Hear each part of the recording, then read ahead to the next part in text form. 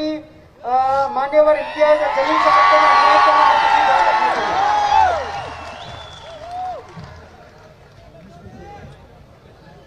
अस्सलाम वालेकुम वरहमतुल्लाहि वबरकातुहू। गुजरात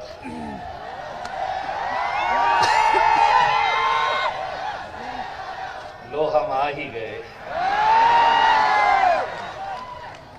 इतने सालों का इंतजार अब ये खत्म हुआ। यहाँ पर हम सबसे पहले तो तहे दिल से छोटू भाई वसावा साहब का, महेश भाई का तहे दिल से शुक्रिया अदा करना चाहते हैं। लोग कहते हैं कि इस मुल्क से शेरों की गिनती कम होती जा रही है। हम गुजरात में आकर इन दो शेरों से मुलाकात किए हैं, जिसमें एक छोटू भाई वसावा और एक महेश भाई है।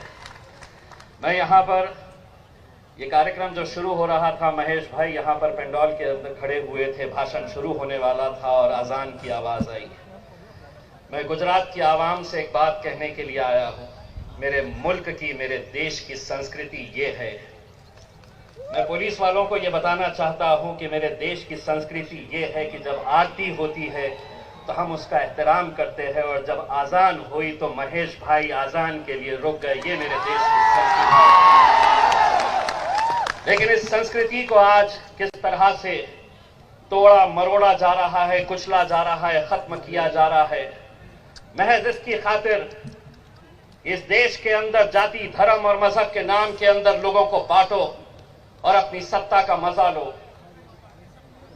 एक बात अच्छी तरह से समझ लो, हिटलर का है शासनकाल। यहां झूठ की नदियां बहती है, लेकिन हम यहां पर झूठ बोलने के लिए नहीं आए हैं और न झूठ सुनने के लिए आए हैं। हम सच बोलेंगे।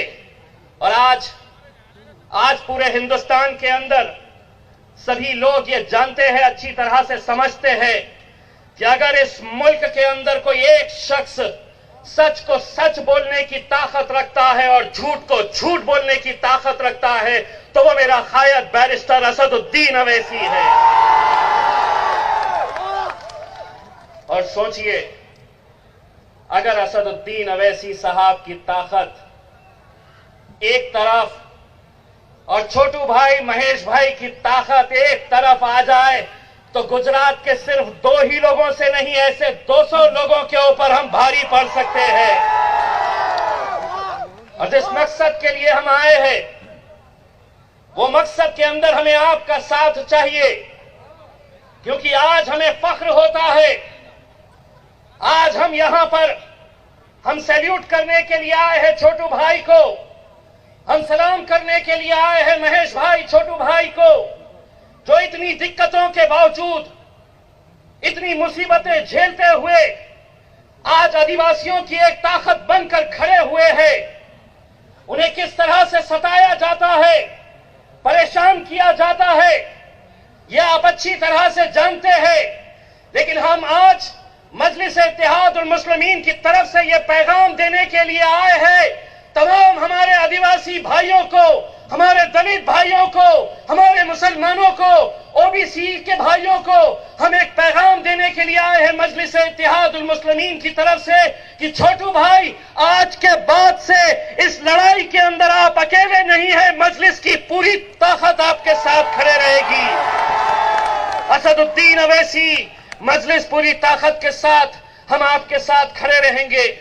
दोस्तों, आज मुल्क के अंदर अगर हम एक ताकत बनकर खड़े नहीं रहे, आप देख रहे हैं कि कैसा इस मुल्क को बांटने की कोशिश की जा रही है।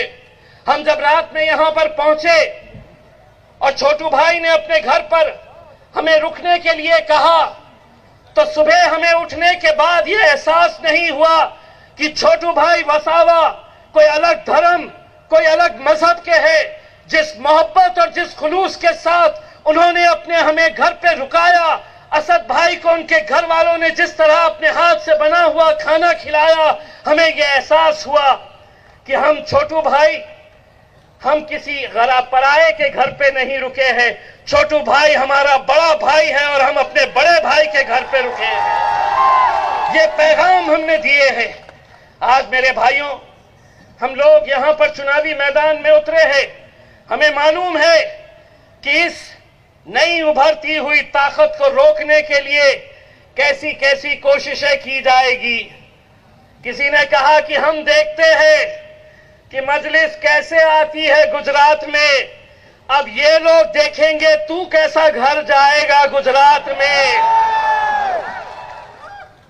बहुत देर कर दी हम यहां आते आते, लेकिन अब आए हैं तो खाली हाथ इंशाअल्लाह जाएंगे नहीं, आप लोगों की मोहब्बतें लेकर जाएंगे और यहां से आपके वोटों की झोली भर कर जाएंगे इंशाअल्लाह। आप लोग यही साथ दीजिए। मुझे मालूम है कि आप लोगों को सबको असदुद्दीन अवैसी साहब को, छोटू भाई को सुनना है।